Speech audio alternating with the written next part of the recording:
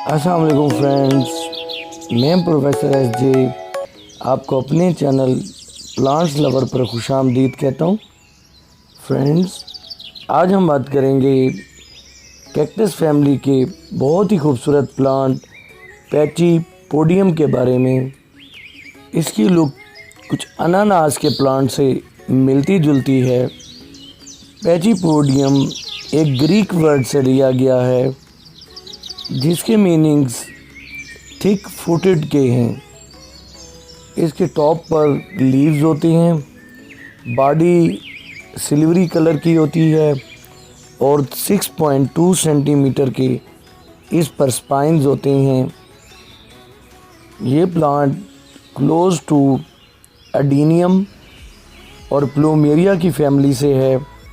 Adenium plants की तरह ये प्लांट अपने ट्रंक में फूड और पानी को स्टोर कर लेता है। Pachypodium types.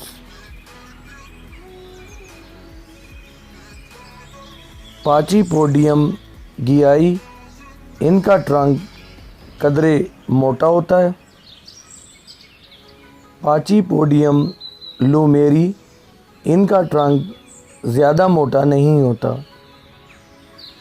ये प्लांट इंडोर आउटडोर अच्छी तरह से ग्रो किए जा सकते हैं, लेकिन इन्हें वार्म क्लाइमेट बहुत पसंद है।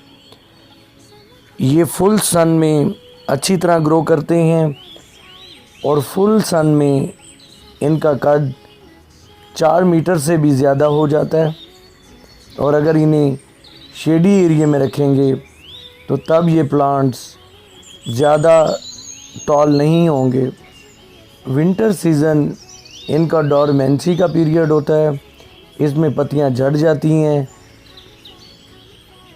Care and tips. वाटरिंग। सर्दियों में वाटरिंग बहुत कम की जाती है और इन्हें आम तौर पे इनकी सॉइल को नम रखा जाता है और सॉइल को ज़्यादा सोगी नहीं होने दिया जाता। Soil mix. इसमें आप सैकुलेंट्स और कैक्टस का सॉइल मिक्सचर डाल सकते हैं।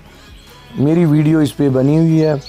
अगर आप मेरे चैनल की प्लेलिस्ट में जाएं तो आपको ये मिक्सचर मिल जाएगा।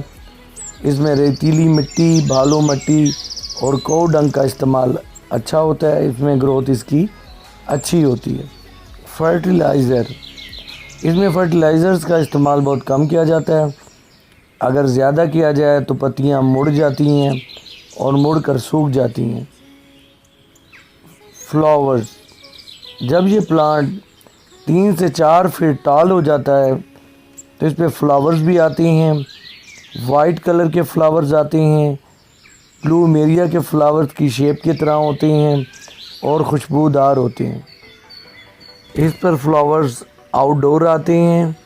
अगर इंडोर ग्रो किया जाए इस प्लांट को तो फिर इस पे फ्लावरिंग नहीं होती। प्रोपगेशन। इनकी प्रोपगेशन कटिंग और सीड से की जाती है। प्लांट जब मैच्योरिटी पे आते हैं तो इन पे सीड्स आते हैं। इनकी सीडलिंग इस तरह से कर ली जाती है। इन्हें स्मॉल पॉट्स में शिफ्ट कर दिया जाता है और इस तरह से हमें बेबी पैची पोडियम प्लांट्स हासिल हो जाते हैं और बहुत से बेबी पैची पोडियम प्लांट्स हम बना लेते हैं। इनकी फाइनल रिपोर्टिंग में इनके पॉट के बॉटम में कील के हेड से आप इस तरह से इन्हें निकाल सकते हैं और निकालने के बाद आप इनकी फाइनल रिपोर्टिंग कर लेते हैं।